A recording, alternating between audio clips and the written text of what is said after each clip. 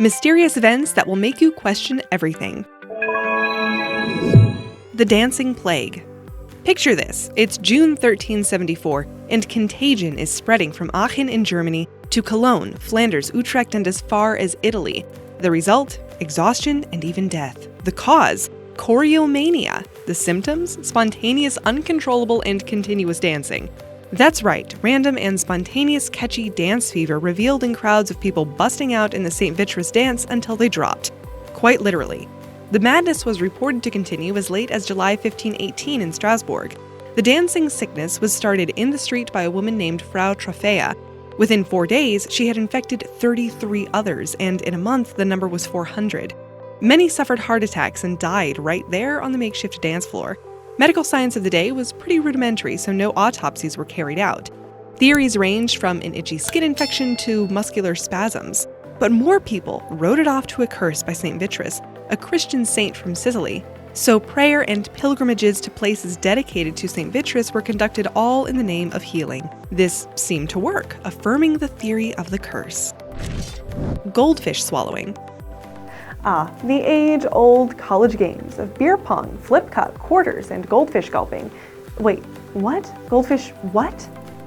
In the 1930s, a freshman called Lothrop Withington Jr. was running for class president at Harvard. And as a publicity stunt, he swallowed a live goldfish. As macabre as the stunt was, it worked. And it spread like wildfire, becoming a college trend throughout the decade. Luckily, nowadays we do less animal cruelty-related stunts like the Ice Bucket Challenge. Some events just can't be explained away. If you're enjoying the list so far, make sure you're subscribed and turn on notifications so you never miss an upload. Ancient healthcare. Modern healthcare is a wonderful thing if you can afford it. In countries like the USA, healthcare is reserved for the wealthy, generally secure in a corporate job, but other societies, like Scandinavia, provide great public health care for all. Turns out, this isn't just a Nordic tradition. The ancient Egyptians cared about the health and wellness of their employees as well. Ancient texts from as far back as the New Kingdom period 3,600 years ago had an advanced society in terms of healthcare, offering a form of state-supported healthcare. These were aimed at keeping tomb builders productive. There were notes about worker absenteeism, and a third of the notes referred to staff too sick to work. It seems as if ration distribution to the sick was a thing, essentially sick pay, even helping them with housing and servants to help with daily tasks while they were ill. Floral Frenzy. In Victorian-era Europe, an obsession for finding the best flower was so out of control it was referred to as orchidilirium. The preoccupation was only among the bourgeoisie, and rare orchids were the main prize.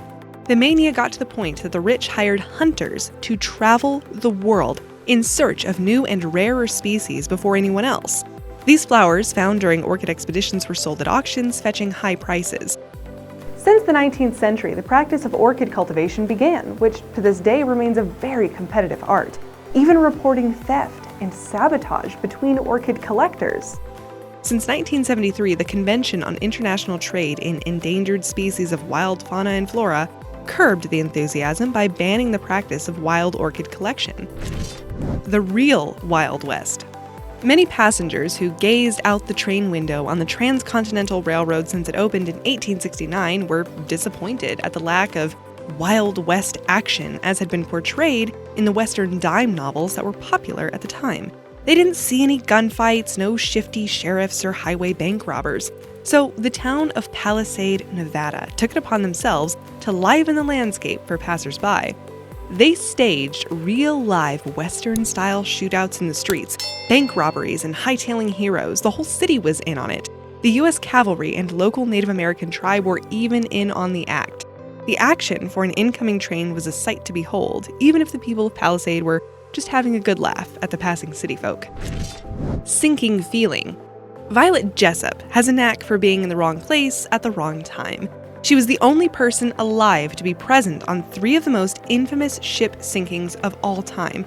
First, in 1911, while aboard the RMBS Olympic, where it collided with a British warship. Luckily, there were no fatalities, but she walked away unscathed. In 1912, she boarded the RMS Titanic, and, well, we all know what happened there. She made it onto Lifeboat 16 and was handed a baby to look after. Her lifeboat was nearly sunk when it was sucked into the boat's propellers, but she survived and jumped out. In 1971, at the ripe old age of 83, she passed away from congestive heart failure, having survived 3 near-fatal boat sinkings. Coincidence? We think not. Famous children's author Anne Parrish took a trip to Paris in the 1920s. While in a bookshop, Anne spied a copy of Jack Frost and Other Stories.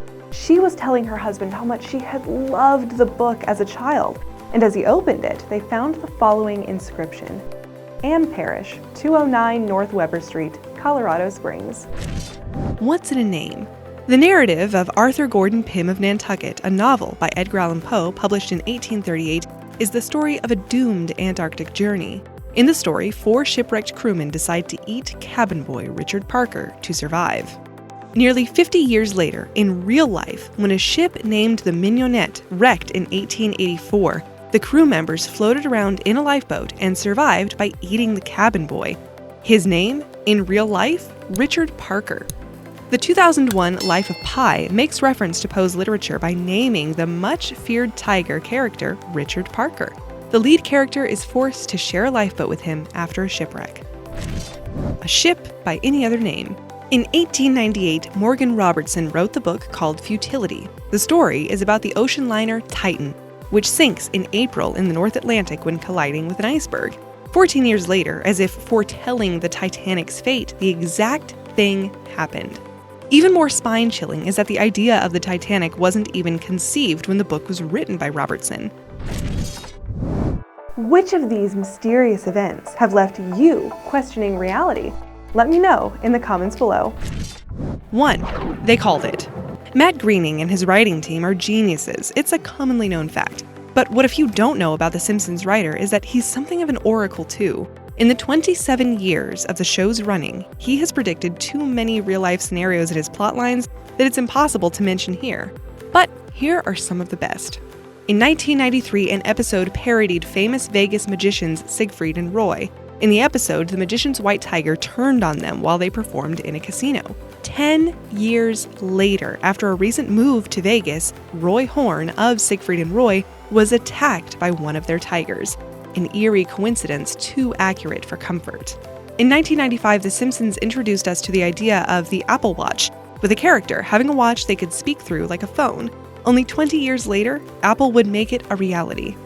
One of the most interesting predictions was that of Donald Trump rising to the position of President of the United States. How Matt Groening and team knew is anyone's guess, but perhaps the episode featuring Trump in the year 2000 was the first of his presidential campaigning.